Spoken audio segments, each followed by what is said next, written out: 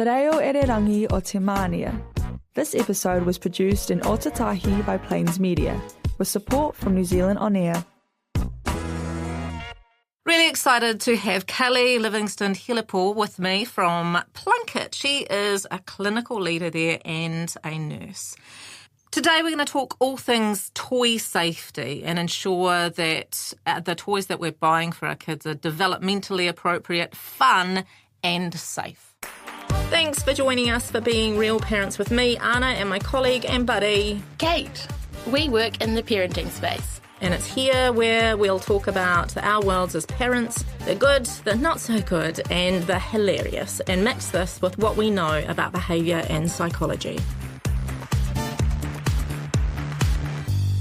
Keli, I'm so excited to have you here. So tell me more about your role in terms of a Plunket clinical lead and yeah.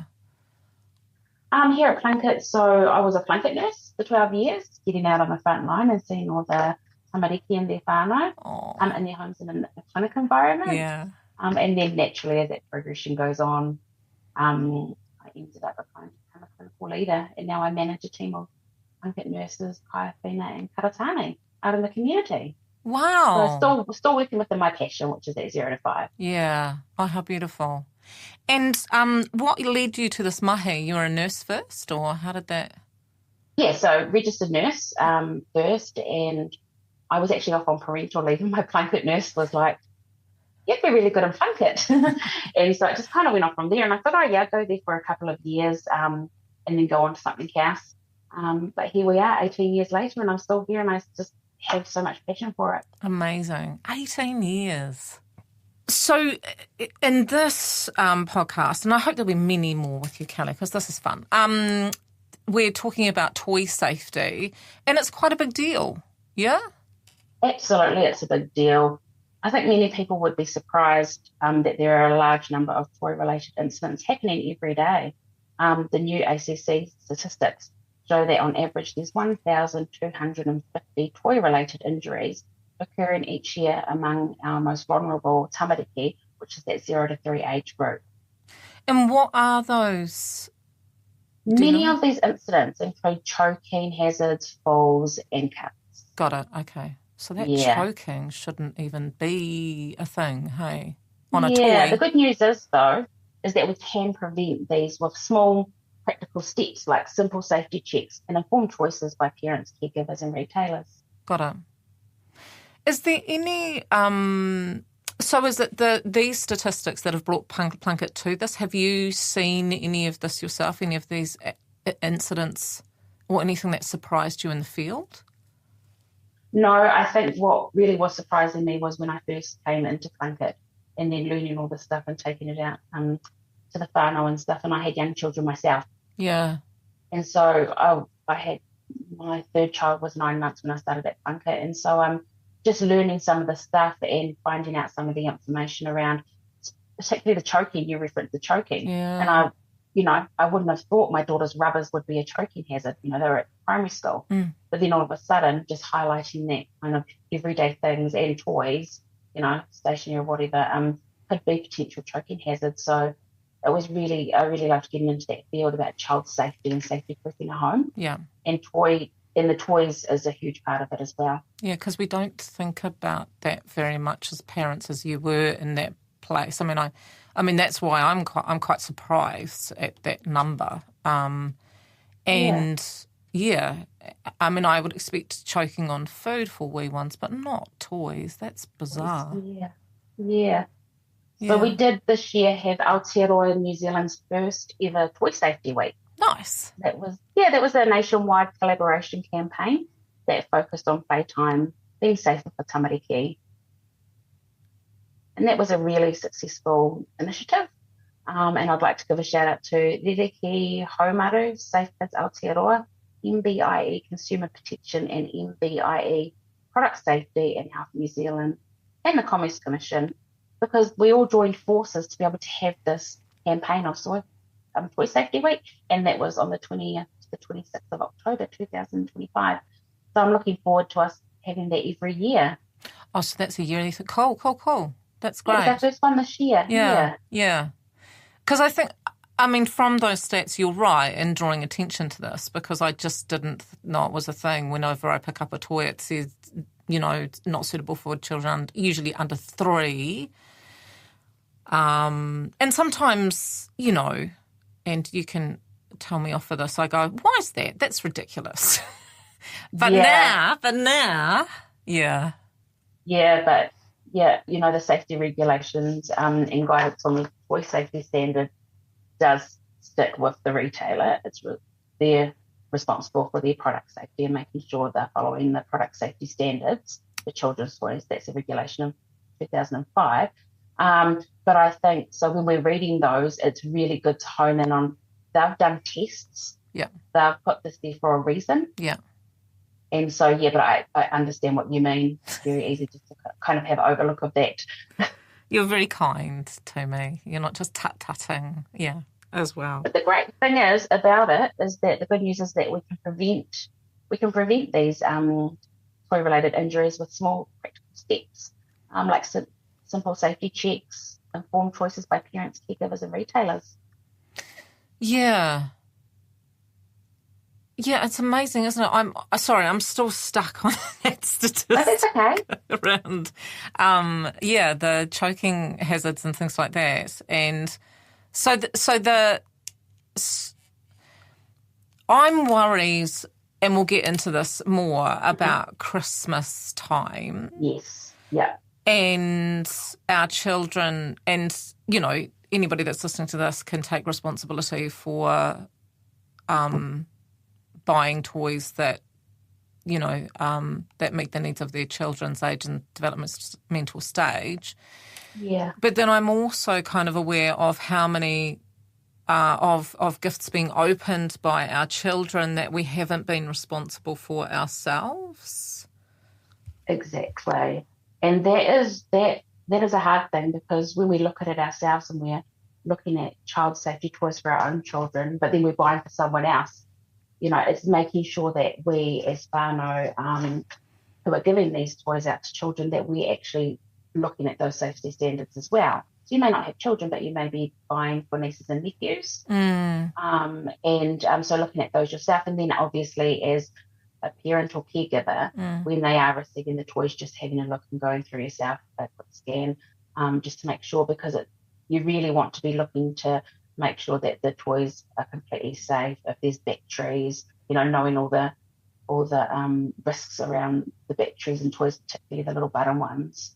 So as a parent, just as a general rule, at a birthday, at a Christmas party, just checking those as well and looking for those safety labels. Beautiful. You're listening to Being Real Parents on Plains Media, broadcasting on 96.9 FM. Streaming live and available as a podcast on plains.org.nz. So you recommend that when our children are buying or opening presents that we haven't been responsible for, we kind of hover a little bit? Yeah, I would just make it normal, everyday life. Yeah. Explain to your child, if they're opening them or whatever, and they put them to the side, and then either you can do it at the time or you can do it afterwards and say to them, we're going to have a check and make sure that these are safe toys for you to be using. And, you can teach them to look at it, but kids know numbers from 2 upwards. Does it say 2? Does it say 3? This is what we're looking for. And that keeps that safety message flowing in the home. That's nice, actually. I hadn't thought about that. It's very nice just to, because there's no point whipping it away and the kids don't know what you're doing with it. They understand. But I also like the kind of like the sort of slowing it down a bit too, and having some etiquette around the opening of gifts as well, including saying thank you, acknowledging who gave that to them, but also that thing of just having, clearly we don't need to say that in front of the other person, but them knowing that we're going to be, nice. I think if it's normalised, then people aren't going to be worried about it too. Yeah, that's cool. What about... No one should ever get offended about checking the safety of a toy. Yeah, quite. What about when we're second-hand toys or toys that are made for our children? Yep. So second-hand toys, people like to buy them and often wonder if they're safe. It really just depends on the type of toy that you're getting. If the toys have broken pieces, leaving sharp edges or small parts that could be easily removed, or unknown things like those button batteries or the high-powered magnets, they are quite risky in those second-hand toys. There are other hazards that could exist, but this does not mean that all second-hand toys pose a risk.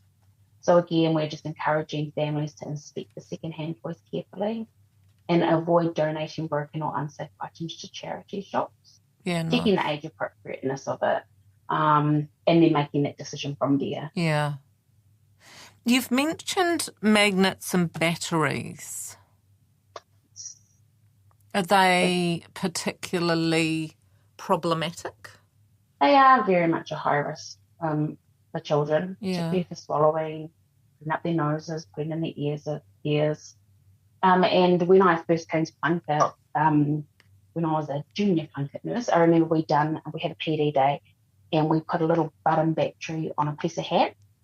So we'd done that at the beginning of our PD day, and then by lunchtime we had to look at the hand, and the button had actually eaten through the hand. Wow. And I have never forgotten that, and I have taken that to most of my talks when I've talked about child safety in the home, because those button batteries are in Christmas decorations, they're in lights, they're in remote controls sometimes, hearing aids, and they're all a risk for little fingers to go, oh, that's a nice little size for me, ingest it up the nose and the ears. And same with batteries, particularly, not batteries, sorry, the magnets. high magnets, and, and just the ingestion of them, or, ending up in body parts, or the choking hazard of it all. Very scary. What are the other things that our kids what are the most common toys that are a bit of a hazard? Do you know anything about that? I think, so if you're looking at your toy hazards, it would be the edges from broken toys. Broken toys? Toys with button batteries that have not been covered or secured. So they have like that little screw at the back. Yes. If you're looking at that and that screw's gone, that would be a huge risk to getting that toy. Yes. And some people might take them out. I'll be honest, I've done that before. I've taken the little screw out and put some batteries in a Christmas light and not put the screw back in, because I take them all out after Christmas. Same. But and so I'm being honest here. Yeah, me too. That is that if I had little kids, under 5, I would not be doing that, because that would be such a risk. Or if I had kids coming into my home, then that would be such a risk. So it's just knowing those risks. If you've got stuffed toys where the stitching's come undone, just regular checking, and if damaged, throw toys out. And there is, you can choose toys that are age appropriate. There is some information on the Plunket website about that. But the common hazards in your toy box: broken, cracked toys, or wobbly parts. Got it. So practical tips is regular checks. If any are damaged, just throw them out, and keeping the toys unsuitable for under 3s out of sight and out of reach. It's a good point about older tamariki. Yeah. Okay, it's a good point about the broken toys, though, because often when our kids have loved something so much that it's become a bit broken, we don't then want to just throw it out. We want to donate it because we recognise that it's got value. Absolutely. And so again, you'll be just inspecting to make sure there wasn't any of those hazards. Because absolutely donate your second-hand toys. What a beautiful way to do for people, that can go in and grab them. A lot of people like to go and get the stuff because it's that 0 to 3 age group. So just making sure that you're checking, particularly for those sharp edges or wobbly parts, like a button nose or an eye, is that wobbly and it can come off. And then if they can, and it is special, then just keeping that and putting it in the cupboard for your child's 21st. Yeah, that's cute. That is very cute. Pulling out that little cute boy, yeah. I know, that's true. Remember this? Yeah. And then, because there's pressure, isn't there, to buy, I don't know, sometimes the toys that, are in or cool at that time, that may be outside of developmental stage. Yeah, I'm wondering, because you did such a beautiful job before of saying, here's what you do when you open a gift. Here's a nice little ritual that you can kind of... Yeah. Is there anything else that you can think of that parents could say to their children if they want that one thing, but we know that it's not right yet? I think it's just always, children are very intelligent. They are very, very intelligent. And I think if you can go down and you can speak to them and you can explain it to them, they're a certain age, they know they can't have lighters or matches or drive a car. So if you can just explain to them that they can't have this particular toy because it was made for this age group, which means that it's at risk for your age group if you're younger. Yeah. So it's just about getting onto their level and talking to them in their way. Yeah. And I think the great thing about that is that you're going to create some resilience with the child because they haven't got to get every single thing. They've had to wait until they're a bit older. They're going to have to do that in college when they all of a sudden want to grow up real fast and they want a license at 14 and, all this sort of thing. But as they grow, they're learning that there's just age-appropriate things along the way, not just toys. Yeah. But just having those clear conversations. Yeah. And it is rough. I've had to say to my kids many a times, I'm sorry that you can't have that and that's really upsetting. But the safety standards are this. And they've continued on. The younger they are, the more easier it is. The older they are. I mean, my 13-year-old last year called me a life destroyer, but that's because she wanted social media at 13, and I said no, too young.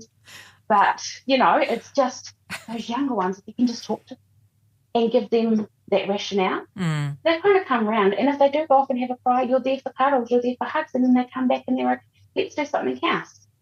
Let's go and let's go and do something else. You can't have the Lego. Yeah. Let's go and get the Triplo or whatever the big block things are. And that's what you're going to do when you're a big boy or a big girl or a big child. Yeah. I love that because communication. Yeah, absolutely. And yeah, I love that because it's kind of like we are supporting them to wait for things because waiting is a really beautiful skill. It's a beautiful skill. We're teaching them resilience. You can't always have everything that you want, or it's not right there, like you said, the waiting. And makes them more resilient. Yeah. And able to wait for other things too. Like I think, as you say with your 13-year-old, ditto, that it's they can't wait to grow up and it's our job to keep them as 13, 14, 15, 16-year-olds. Yeah. Yeah. So when they get older, they want to go back. Yeah, quite. I think it's a collective thing. I think if we look at toys, we're coming up to Christmas, this is a great time to look at who you're buying for and what their ages are. And, you can almost fit anything into a really nice, safe toy if you're looking at that. Reading your labels, choosing wisely for age-appropriate stuff, developmental appropriate stuff. And if all else fails, buy a book. Buy a ball. Books are amazing. A ball. Exactly, I was going to ask you, actually, what are your favourite toys for that age and stage that we know are safe, I tend to, personally myself, is if I'm buying anything, I will buy a book that's very hearty. Yeah. So it can deal with a child that wants to eat it, scrumple it up, throw it around. Just a short book that's got some nice words in there. So I like buying those. And then I'll get a big toy item like a ball, or for the age group, getting them little, like adult-sized toys that they can float in their bath. Oh, nice. Yeah. Or large blocks. You're always looking at, large blocks, and a really, really good thing is getting ones that involve a whole family. Yes.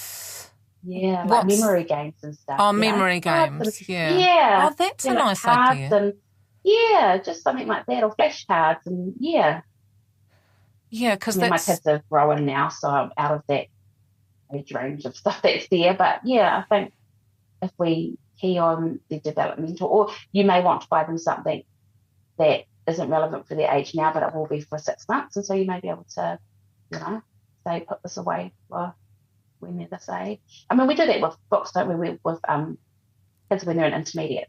They want to get into all the different intermediate books, and everyone's reading those chapter books. Yeah. And then they go into the older books at college. So same thing when they're little. And just, or blocks or outdoor activities. I was thinking that. Are you thinking about, like, you know, buying the experiences, like the pass to the local zoo or something, or are you thinking about the cricket set or the... I think both or all of the above. Yeah. You know, honestly, take an under 5 if you want to go to like a zoo or like those aquariums, because their little minds are so fascinating and we learn so much from them, and it's safe, and what a great gift. I know, because I know that we're talking about toy safety here, but actually we're talking more about connection, relationship, toys that suit not just our children but all of us to kind of have those moments and experiences. Yeah. Because that's what keeps it safe too, isn't it? Our children get into trouble when they're peeling the back off them of the batteries because we've left them with it, which, you know, we do, and I totally get that. But the lessened experience of that when we're buying toys that we're all involved with makes for another piece of magic, eh? It really does. And I think what it does is for the older children in the family, it gives them that responsibility. You know, we've got this new baby here, things are going to have to change a little bit. You know, those little wands that you brush your fake eyelashes with, can you make sure you're picking them up from the couch and from the floor, you know, they're teenagers, and reminding them to put away their rubbers or their pens that have got special little things, and just teaching them those safety things, because it's always a whānau approach when we've got our tamari ki at our homes. That's, again, a really nice idea. I didn't think about that. I didn't think about the older siblings, because I know that happened for me. It was like, what am I going to do? I've got 5 years between all of my children. So am I. Yeah. What were we thinking? 4 of them. 30 down to 14. We just wanted to parent forever, didn't we? We just decided that's what we wanted to do. Yeah. We did. And now I'm at the tail end of it. I look at the older one being 30 and like, I could have done those 4 in that 1 year, and then I'd be like an empty nester now. I know. Imagine. No. No. Okay. No, we did it. Yep. Mine are 21 to 10. I'm still in the thick of it. You're just a bit behind me, but yeah. But yeah, and I do remember that really vividly, that thing about, you know, the eldest being into kind of starting to get into makeup, tiny little things. Yeah, jewellery. The next one into Sylvanian families, tiny little things. And then this baby wandering around with the pincer movement, desperate to pick up any piece of fluff on the floor. Yeah. Honestly, I don't know if you've ever tried to open a nail polish, but they're really hard to open. Yeah. And my second daughter had her OPI nail polish. That was all the big thing at college at the time. Yeah. And she had it up in her drawer, and I thought, you know, okay, she's got it up high, that'll be fine. Oh no, the 2-year-old got out of bed when I didn't know and painted and drank this bright pink OPI nail polish. Man. I was absolutely horrified because, you know, it was up high and this and that, but she had climbed up onto the computer desk and then up onto the drawer and got this OPI nail polish. So I was like, oh my gosh, I need to rethink even like the nail. Like, normally if I get them, I can't even open them. Yeah. This 2-year-old could just get it open, paint her belly button and her mouth, and then drink it. And I had to ring out the poison centre as a Plunket nurse and just confess my sins. Because we try. We do try. And you know what? It's lovely to hear you saying that too, because when we hear other stories like that, we feel okay about talking about it ourselves. And the more we keep this conversation, and the more that we keep this conversation alive, the more that we're aware of it. Yeah. 100%. And I don't want people to listen to this and think, oh my gosh, I've never looked at a safety rating, or I've never looked at the age, and oh my gosh, did I get my niece like the, you know, not for under 9 or whatever. It's not about that. This is just awareness, and there's no judgment around what you know or what you didn't know. I didn't know about reading safety labels until I came to work at Plunket, you know, but you can't hold that guilt, because as parents we just get up every day, and whānau members to nieces and nephews and grandchildren, we get up every day just to do our best, And when we know, then we just change the way we do it. Beautiful. No judgment at all. Top tips. There's 6 of them. I know that. You said that I can't do 3. We've got to do 6. Let's do 6. Yes. Okay, let's bang it out. So number 1, size matters. Ensure the toys are large enough not to be put in mouths, ears or noses. Got it. Number 2, surface check. Looking for those smooth finishes and avoid sharp edges. Number 3, string safety. Avoid toys with long cords or strings. Number 4, supervision and safety instruction. Checking packaging and knowing which toys need adult supervision. Number 5, volume control. Making sure these toys aren't too loud for their little ears. And number 6, swallow risk. Watch for small parts or items like button batteries that could be ingested. Boom.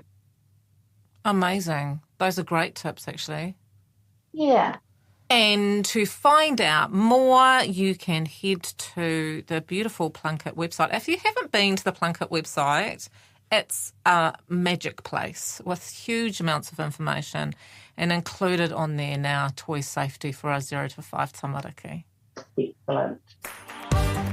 Awesome. Thanks for being with us today. We hope you've learned that while parenting is challenging sometimes, that's totally normal. It's been fun having you with us. Keep being amazing. Bye!